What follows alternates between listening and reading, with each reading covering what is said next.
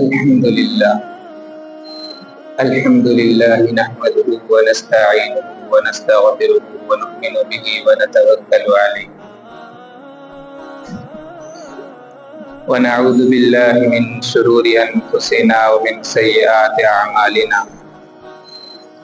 من يهده الله فلا مضل له ومن يضلل فلا هادي له ونشهد أن لا إله إلا الله وحده لا شريك له ونشهد أن سيدنا وسندنا مولانا محمدا عبده ورسوله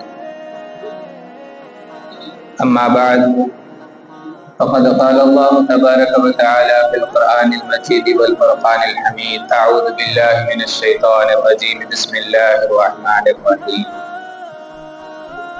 لن تنالوا البر حتى تنفقوا مما تحبون وقال تعالى والذين يكنزون الذهب والفضة ولا ينفقونها في سبيل الله فبشرهم بعذاب أليم وقال تعالى إنما الصدقات للفقراء والمساكين والعاملين عليها والمؤلفة قلوبهم وفي الرقاب والغارمين وفي سبيل الله وابن السبيل فريضة من الله صدق الله العظيم وقال النبي صلى الله عليه وسلم بني الإسلام على 5 شهادة أن لا إله إلا الله وأن محمدا رسول الله وإقام الصلاة وإيتاء الزكاة وصوم رمضان وحج البيت من استطاع إليه سبيلا أو كما قال عليه الصلاة والسلام۔ عزیز ساتھیو، اللہ رب العزت کا بڑا احسان ہوا کہ اللہ تعالیٰ نے ہمیں جمعہ کا یہ دن عطا کیا ہے۔ جیسا کہ اسلام کی بنیاد 5 چیزوں پر رکھی گئی ہے۔ نمبر 1 اللہ تعالیٰ کے ایک کا ہونے کا گواہی دینا۔ نمبر 2 نماز قائم کرنا۔ نمبر 3 زکوٰۃ ادا کرنا۔ نمبر 4 روزے رکھنا۔ تو چوتھی چیز جس کے اندر اسلام کی 5 بنیادوں کے اندر جو بتایا گیا ہے اس میں سے ایک زکوٰۃ ہے۔ تو زکوٰۃ کسے کہتے ہیں؟ تو زکوٰۃ کے لغوی معنی کے لغوی معنی یعنی ڈکشنری کے اندر اس کے معنی کیا ہے، تو اس کو لغوی معنی کہتے ہیں۔ تو زکوٰۃ کے لغوی معنی یہ ہے کہ پاک کرنا، یعنی کسی بھی چیز کو پاک کرنے کو زکوٰۃ کہا جاتا ہے۔ اصطلاحی معنی کیا ہے؟ اصطلاحی معنی یعنی جو ڈکشنری کے حساب سے تو ایک معنی ہوتا ہے لیکن لوگوں کے درمیان دوسرا اس کا معنی لیا جاتا ہے، تو اس کو اصطلاحی معنی کہا جاتا ہے۔ تو اس کا معنی یہ ہے کہ ایک خاص مقدار کی مال میں سے ایک متعینہ مقدار نکالنے کو زکوٰۃ کہا جاتا ہے۔ یعنی مثلا کسی 100 روپے ہو تو اس کے اندر سے مقدار ہے، تو اس مقدار کو ایک لیول تک پہنچنے کے بعد یعنی زکوٰۃ واجب ہونے کے بعد اس کے اندر سے 40واں حصہ یعنی 100 کا 40واں حصہ 2.5 روپے ہوتا ہے، تو اس کو نکالنے کو اصطلاحی معنی کہا جاتا ہے۔ تو اس مقدار کو نکالنا انسان کے لیے فرض ہے، تو اس کو زکوٰۃ کہا جاتا ہے۔ یہی اصطلاحی معنی ہے۔ اب زکوٰۃ قرآن کے اندر اللہ تعالیٰ نے بہت ساری جگہ بتائی ہے۔ تو پہلے اللہ تعالیٰ نے قرآن کے اندر زکوٰۃ کے بارے میں کیا کہتا ہے؟ پہلی آیت یہ ہے لن تنالوا البر حتى تنفقوا مما تحبون، پہلی آیت یہ ہے۔ تو اللہ تعالیٰ فرماتے ہیں کہ ہرگز انسان مومن نہیں ہو سکتا، یعنی نیکوکار نہیں ہو سکتا۔ کب تک کا نیکوکار نہیں ہو سکتا؟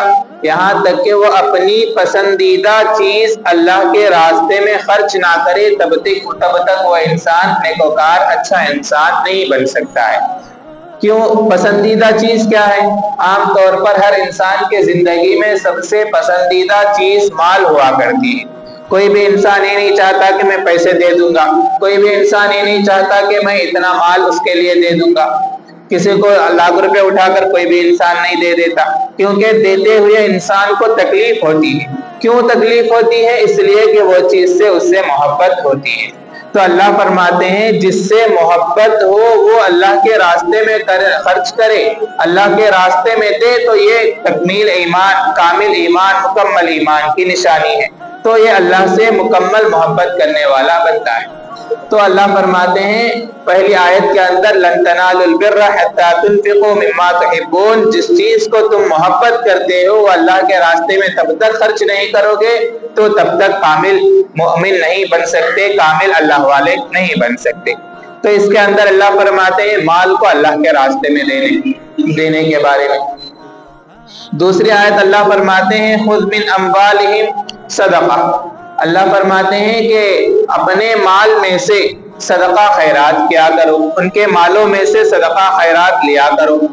کیوں؟ وَتُطَہِّرَهُمْ، تاکہ اس کو پاکیزہ کرے، وَتُزَكِّيهِمْ، اور اس کو پاکیزہ بنائے۔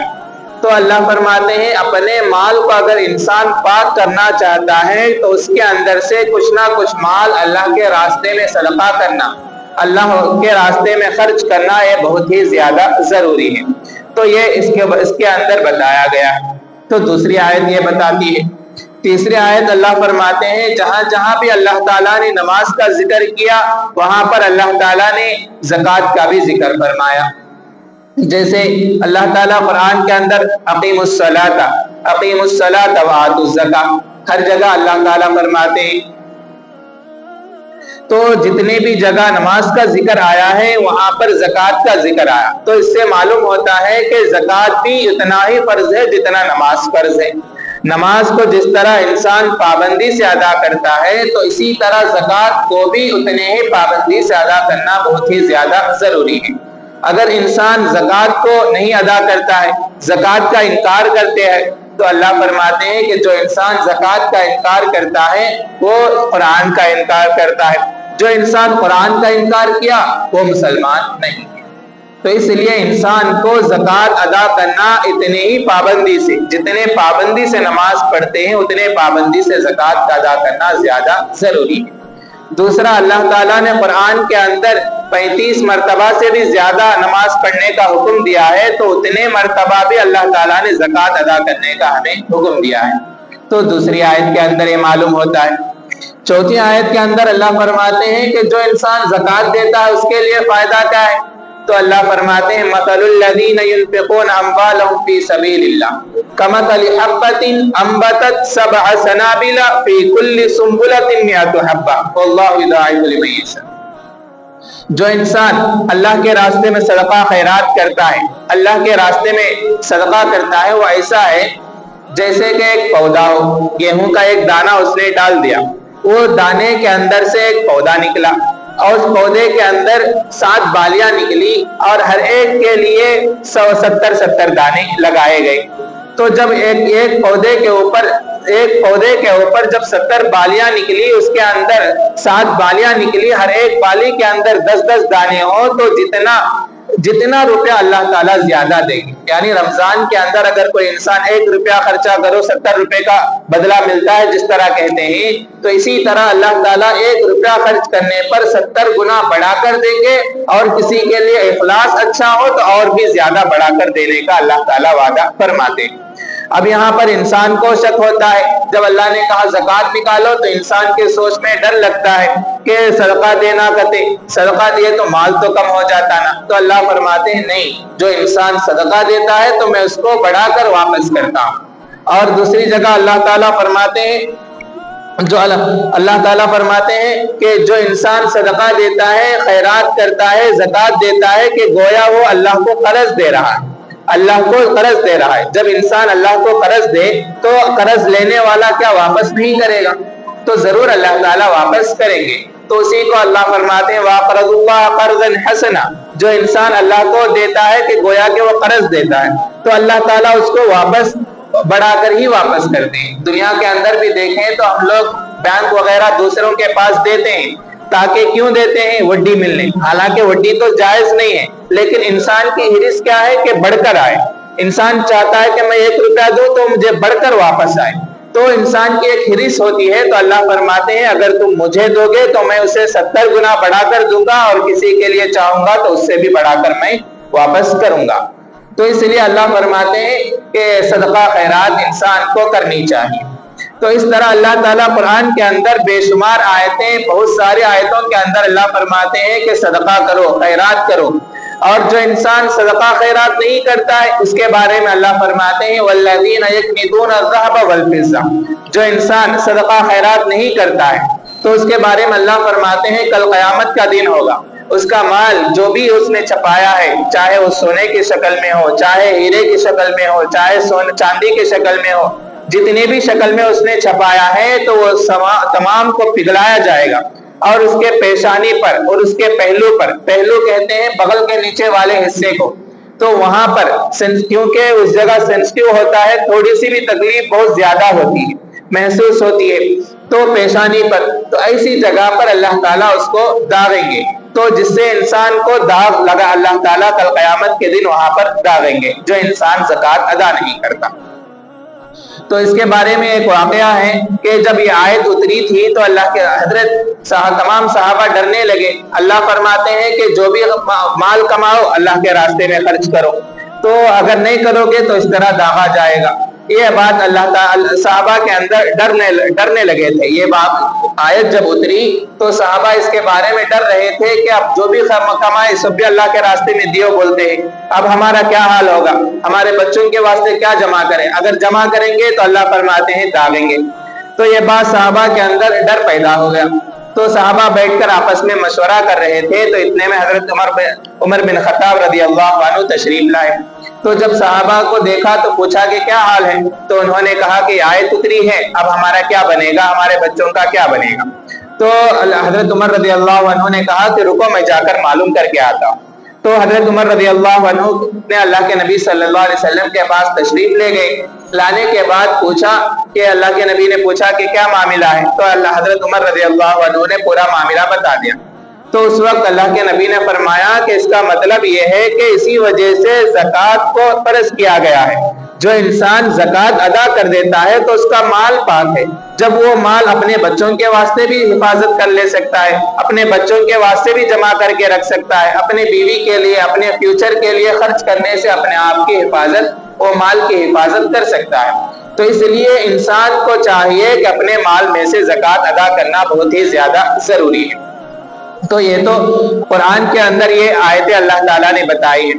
حدیث کے اندر بھی اللہ کے نبی صلی اللہ علیہ وسلم نے بہت ساری جگہ زکوٰۃ ادا کرنے کے بارے میں متعلق بتایا ہے۔ پہلا یہ ہے کہ اللہ تعالیٰ حدیث کے اندر فرماتے ہیں، اللہ کے نبی صلی اللہ علیہ وسلم بنی الاسلام علی خمس، اسلام کی بنیاد 5 چیزوں پر رکھی گئی۔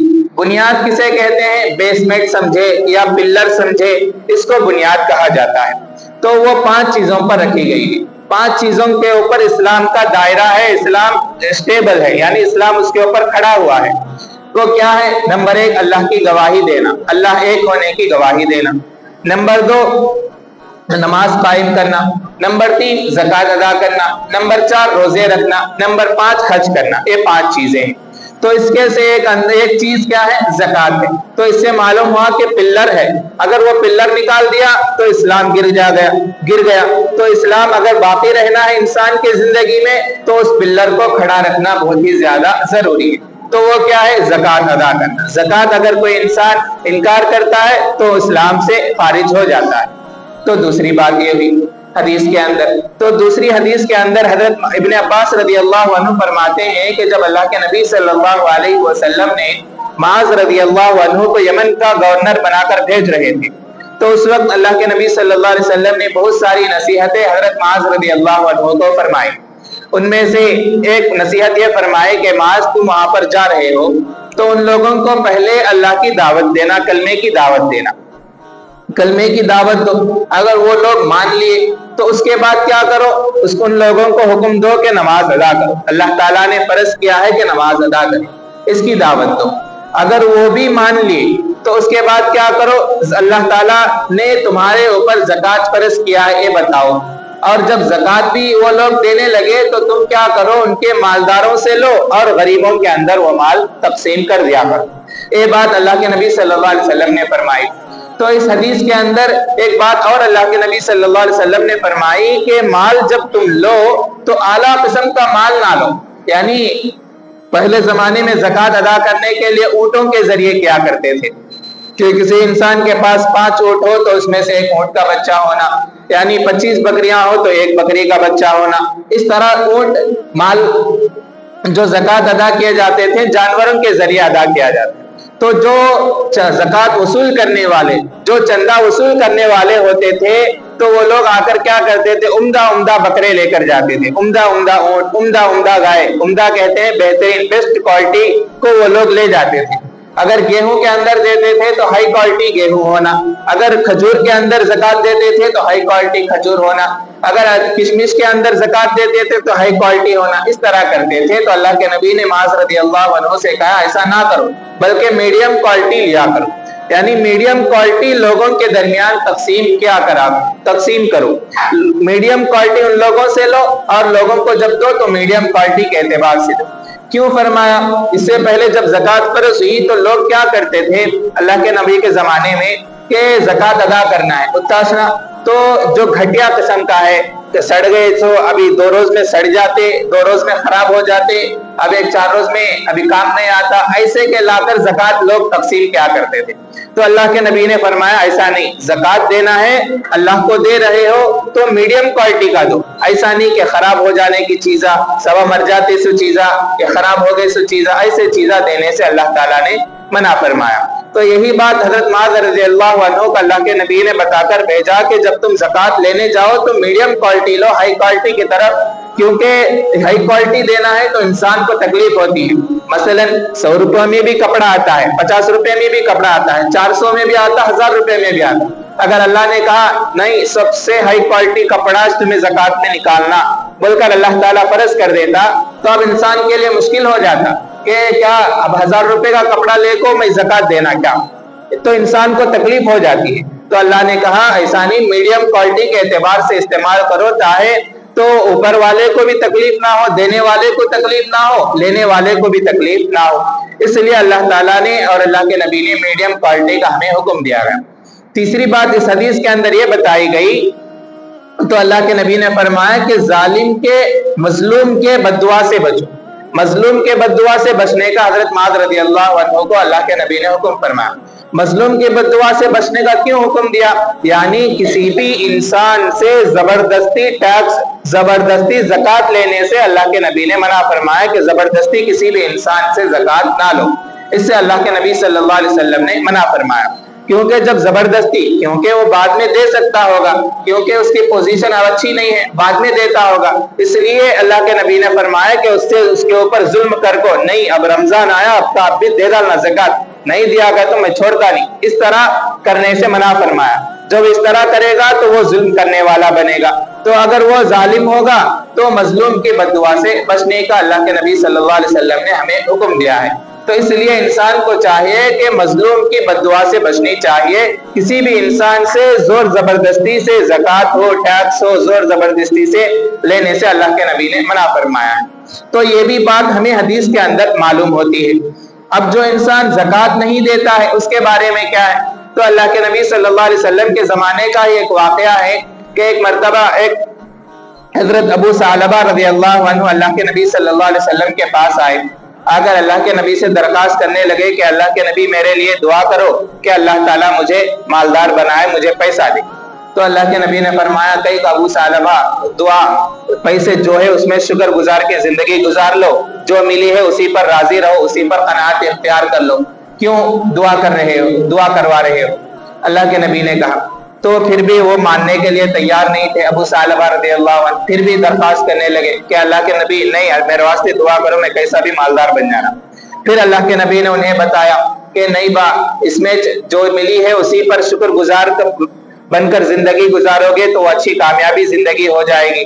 مجھے بھی دیکھ کہ میں بھی ہوں، اگر میں اللہ تعالیٰ سے دعا کرتا کہ اللہ میرے لیے احد کے پہاڑ سونے کا بنا دے تو اللہ تعالیٰ سونے کا بنا دیتا، لیکن میں اپنے پاس جو چیزیں ہیں اسے پر قناعت کر کے زندگی گزار رہا ہوں، تم بھی اسی طرح زندگی گزار لو، کہہ کر حضرت ابو ثعلبہ کو اللہ کے نبی صلی اللہ علیہ وسلم نے سمجھایا۔